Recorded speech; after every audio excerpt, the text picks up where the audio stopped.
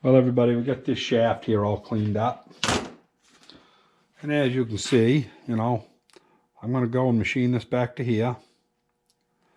I'll go down to the size of the pilot snout, and then the clutch face will set back here, just shy of the spline end. And I measured this up real quick off camera. This end here, just with a tape measure, is 15 sixteenths, which I drew a little map of it here.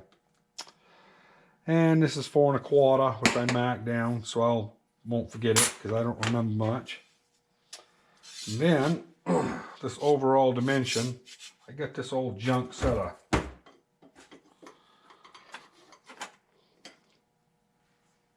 verniers here that will get us close. They're an old Starrett set, but they are plumb wore out. That's 22 5/8 overall.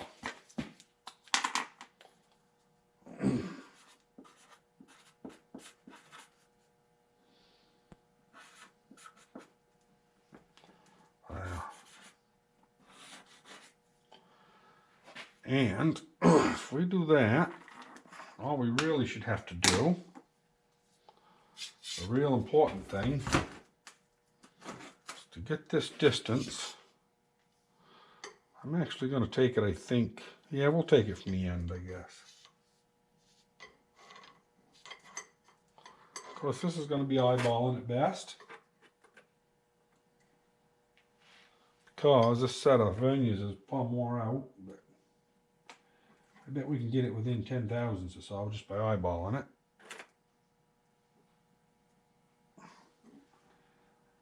Well, that looks pretty darn good to me right there. And that measures 22.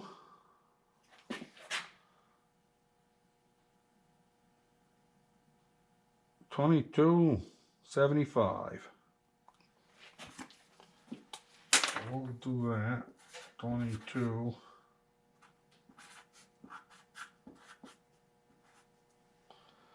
And that should get us from there to the center. We'll mark that down so I'll know what I did. So we'll go over to the lathe. We're going to use a different lathe today. I'm going to use an old junker. See you over there in a bit. Well, we got her in this old Enco lathe. It's a junker. It doesn't have any power feed rods down here, and the gears are torn out of it. Way back when my boy was just a young kid, he got down here without any supervision. I don't know why he did it, but he turned it on and threw the half nut in and engaged the feed, and well, you know the story on that. That's how things happen. But luckily nobody got hurt and it wrecked it. But I still use it. I just manually feed it. The only reason I'm using this one versus the big one, the big one's rigid, it would be a lot better, but it's a 30 horsepower converter over there. And I'm trying not to chew up a lot of electricity. All we got to do is turn this down and then turn this back. So it's not that much of a big deal. And let's see what I got for cutters here that are carbide. I don't know if we need carbide or not, actually. That's an interrupted cut. Maybe we'll throw that one right there and just see what happens. I got something to tell you too. I use this crocus cloth, and it's cloth. It won't break. And back, 15, 18 years ago, a long time ago, I was going along and I was doing a piece like this. And all you machinists out there know that's not good to do. And that happened to wind around like that. And when that gets there, it's just like an oil filter wrench. It will just tighten and tighten and tighten. Especially if stuff's spinning, boy, that'll bite right up. And this one here is clogged up, so it don't bite that good. But they will literally bust your finger, wrap your arm up. There are people that have got killed over a 30-cent piece of crocus cloth. So when you do use them, if you're going to use crocus cloth, be mindful of the chalk. but run it across the top and don't wrap it. That's basically the best advice I can give you to keep safe when you're sanding rust and stuff off of a lathe. And yeah, make sure stuff's tight. If you go to use a rag, you know, make sure it can't flop up around. Just touch it to it, wipe it, and keep yourself safe, because I'll tell you, I don't know really what happened, but just within the last month or so, there was a fella, I don't know what part of the world he's from, but he got tangled up in his machine, and I guess it was bad. I guess, you know, his arm wrapped right around and broke it in several places, and he was pinned for over 20 minutes. And I'll tell you, you know, I don't think that's the way to spend 20 minutes of your life, hanging onto a chuck to try to keep it from turning and hoping somebody's going to show up. So be careful. I mean, I got old junk down here, but I try to be careful and try to be safe. I shouldn't have these long john tops on, but you know, it's cool up here in Maine, so I do. But I keep my arm away from the chuck. But anyway, we're going to go do some turning here. And I got to tell you, there was something came on YouTube last night. And a lot of you people might never have seen Joe Pye. Joe Piezinski is his name. And he's out in Texas. And I want to say he's either in Dallas or Houston. I don't remember now which one it is, but it doesn't matter. But he was bored, needed a walkthrough of his shop. And his shop is just the opposite of mine. Mine, I mean, I get done a job and I throw the crap down and I'm gone, and you know, 2 months later I might come in and decide to clean that lathe up. But at Joe Pye's operation, it's top notch. Everything's right where it belongs. And so he does this walkthrough. After he does the walkthrough, he goes back, and it's only 2 minutes later, he says, and he goes through again. And I picked up only 3 things. I went through it, and you know, that's how mind works. I'm not real good at picking things out, but I picked out 3 things. And apparently there was 7 or 8 more of them that I didn't see. But he went around and just changed things just a little bit. And they are obvious. You know, when you see them, it's like, oh yeah, that's obvious, you know. But you still miss a lot because there's so much to soak in a machine shop. So if you've never seen Joe Pye, you ought to check him out. And there's another fella that he just started in a fight with cancer, which I'm a cancer survivor. I don't have any prostate anymore. And mine did get out of it before they figured it all out. And so I had to do the radiation and all that. So I've never had chemo. I can't say that I know what that's like, but I've done the radiation. It tires you out. And I hope that the Harmless Farmer is the fella. And if you've never seen his videos, he's got some good content, a lot of good content. And when you first see it, you'll be shocked. But after you watch it, he's kind of like part of the family, and you won't even notice, you know, all the stuff, how it's different. But it's quite a show. So just a couple things there if you get bored and want to watch something neat. Harmless Farmer, that's spelled with an H, Harmles, Harmless Farmer. And the other one is Joe Piezinski. Don't ask me to spell his last name, because I can't. I just write in Joe Pye and he comes up. So anyway, we're going to start, I'm going to stop rambling here. We're going to see if we can't get this old junk lathe going. And matter of fact, I guess I'm going to shut you off with the magnetic. Well, we're back. I've been frigging with this thing for close to a half hour. I broke my carbide a few times. Finally got a blunt nose on it. And that seems to 633. Let's see what the other one is. There's 620. So I've got 13 left to go. Yeah, it's been a struggle But actually, I'm going to speed this back up. Now we're out of the splines.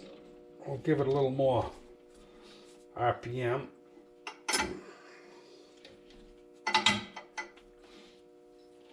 And hopefully that'll straighten things out a little bit. There we go.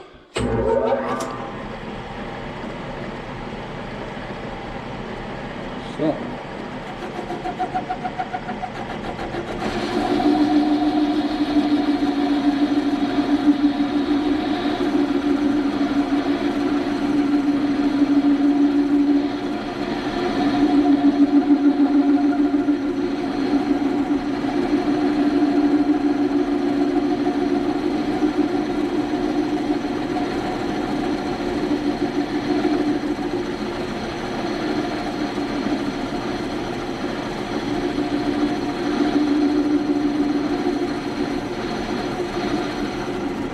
I don't know what the hardness of the shaft is, but it is plenty hard down on that end.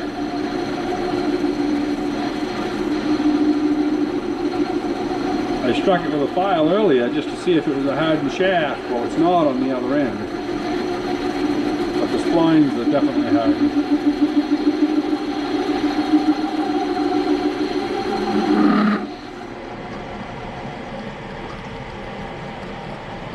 And let's see how close we are.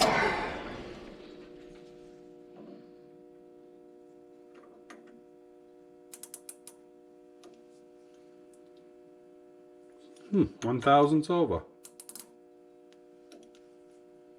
Yeah, 1,000ths over. I don't know if a file will touch that. I'm going to go ahead and just see if it'll touch it. If it will, I'll just run a file on it to smooth it.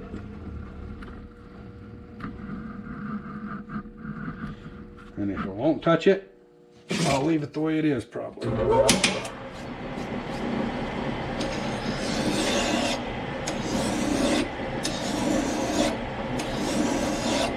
Oh, it acts like it's cutting. And it feels better, so I would say it might have actually cut it, even though it's about the limit. Yeah, it's within at least about 3/4. I'm gonna leave it. I'm assuming that that's probably got a couple tenths wear out here, so we will leave that alone right where it is. And I'll go ahead and get this back over, and we'll see if we can't. This here I was very critical about being straight, so where this might be out a couple thousandths on the chuck end, I went way out on it to lessen that. But now we'll choke that up, get everything back where it ought to be.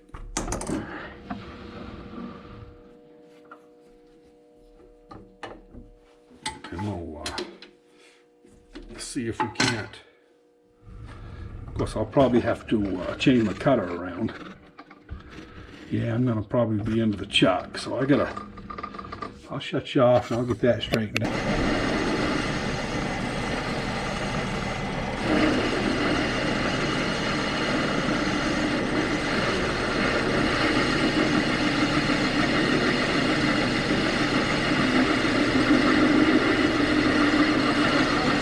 One time, clear it up.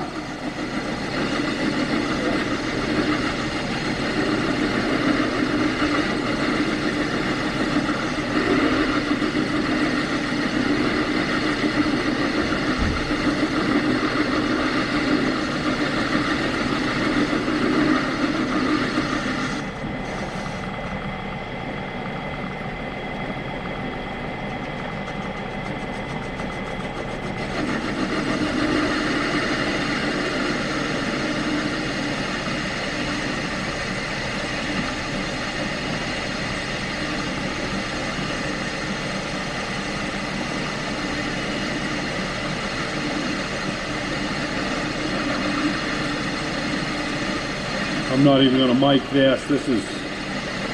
got about 10 or 15 thousandths on that bushing on the throwout. A pretty loose bit. So I'm just going to go down enough that I know it'll slide.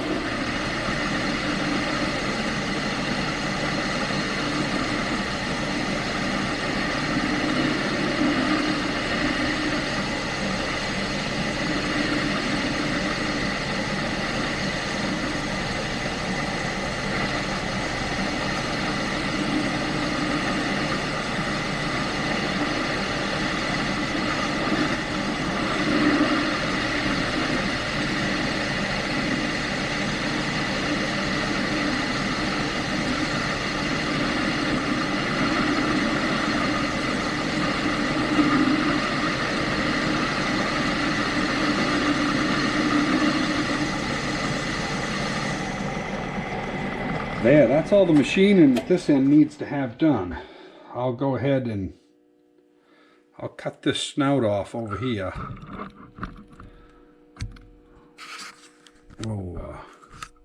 We'll get this cut later on. I can do that with a whiz wheel. I'm not worried about it being hardened. And yeah, so this end here looks pretty good. We loosen stuff up here and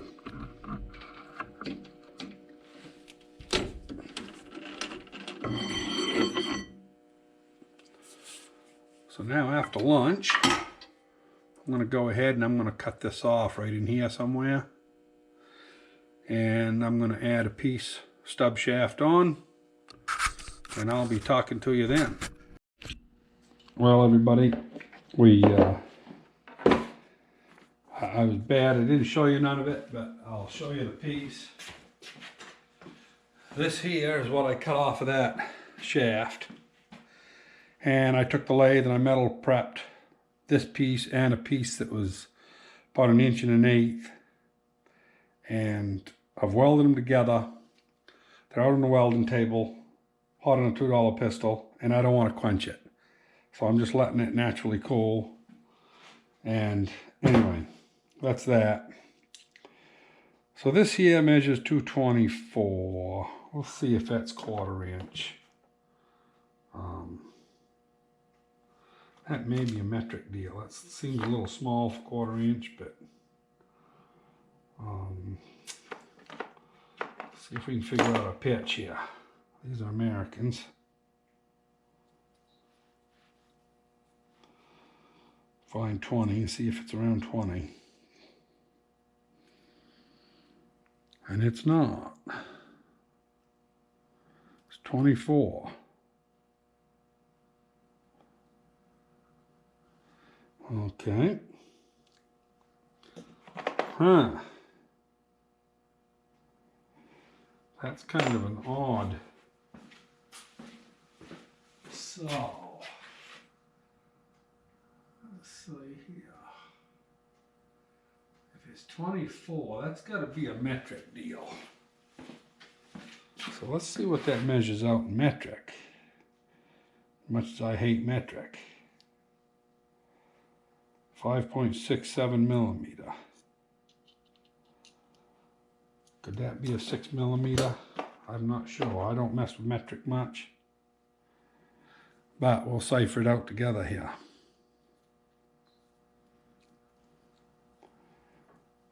There's a 1 pitch. And it's right on the money for a 1 pitch. 1 millimeter. So, that would mean that probably that right there is probably going to be 6 millimeter by 1. The problem is I've got no bottoming taps for this size. So I'm going to, I got to go in the other room and look around. I'll shut you off here for a minute when I come up with a plan. Well, I went in with a 13/64 English size, American size, whatever you want to call it. And I'm going to see if I can't start this tap. I'm going to put some grease on it because I don't want all the chips to go down inside. I'll be back in just a second. Well, I know you're supposed to cut cast iron dry and everything, but When you don't want chips to go down inside, usually it means a little grease is in order. So we're going to do it with grease. And we'll see how it goes here.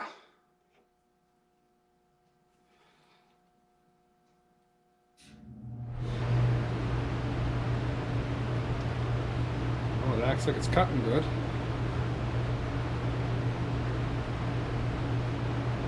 Yeah, it's going along. We just bottomed out on the point.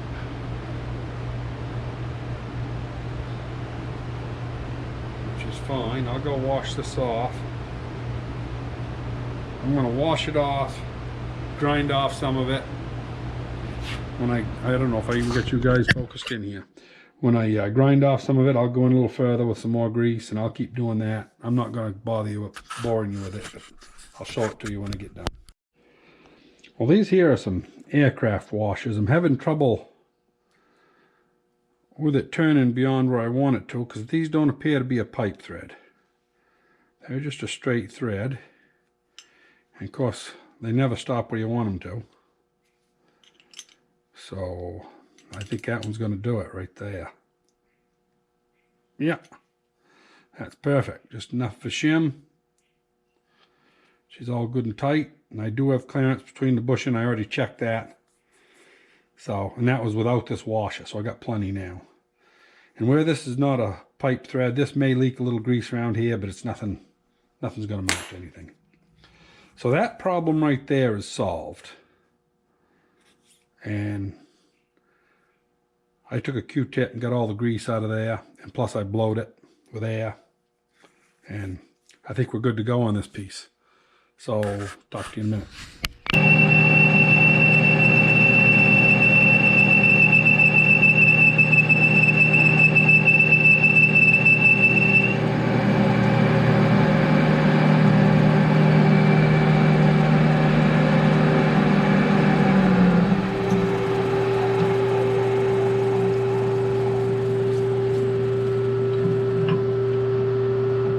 Oh, that is nice. I would say there's about 2/1000 clearance, and that's a pinch bolt, so I would say we're right on the money. So now, I'll shut you guys off. We got to move over to the milling machine here.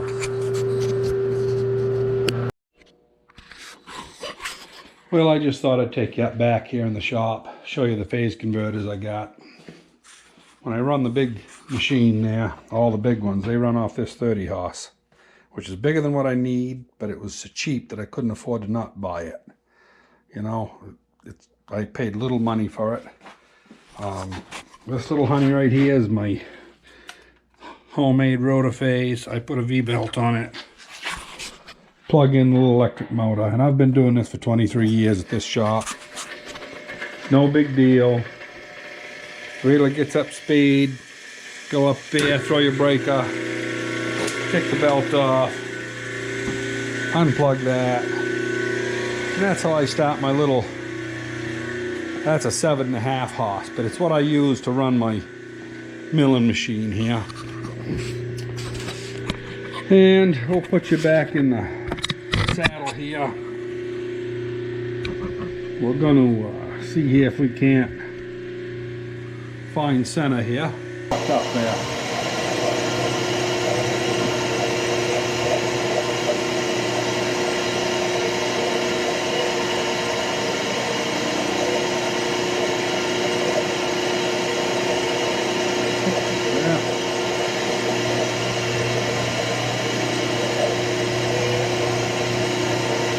Okay, let's go back to 0 on the scale.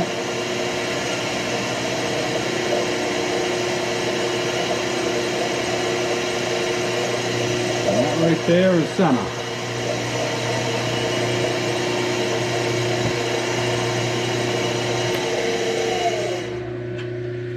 So I'm going to shut you off while I get the drills ready, but that's how we're going to find the center. Give you a quick look over here. Real rudimentary. I just got these blocks from the clamp down set on there. They're both set at the same height. They could be 10 thousandths difference, it don't matter. And now I got to go to that scribe line right there, and we'll punch a hole down through the right size. But like I say, I got to get some tools together. But yeah, we got it pilot hole there started, and the reason I'm not using the drill chuck is this here is more accurate when you're writing the collet, as long as you're on the right fraction. I'll slow that down a little bit.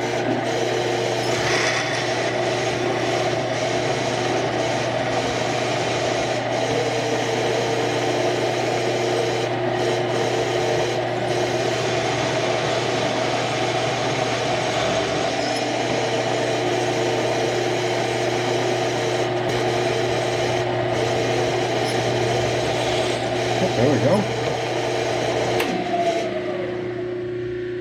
There. Now, before I take that off, make damn sure a 5/16 bolt will go through that.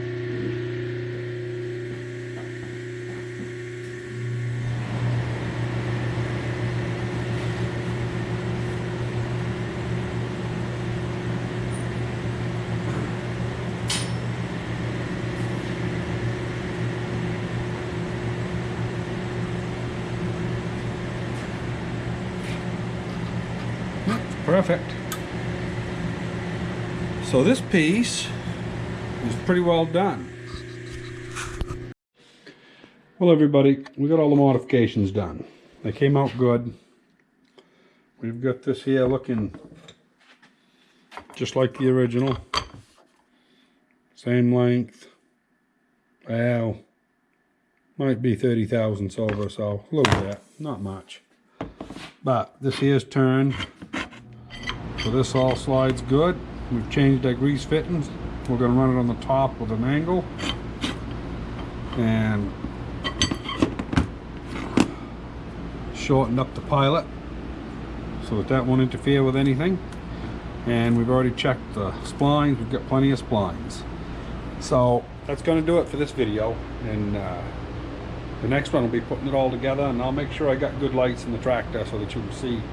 And I'll do it pretty meticulous so you can see just how it goes. That way if there's any discrepancy when I took it apart, I didn't realize how dark it was in there. Anyway, hope you enjoyed. Talk to you later.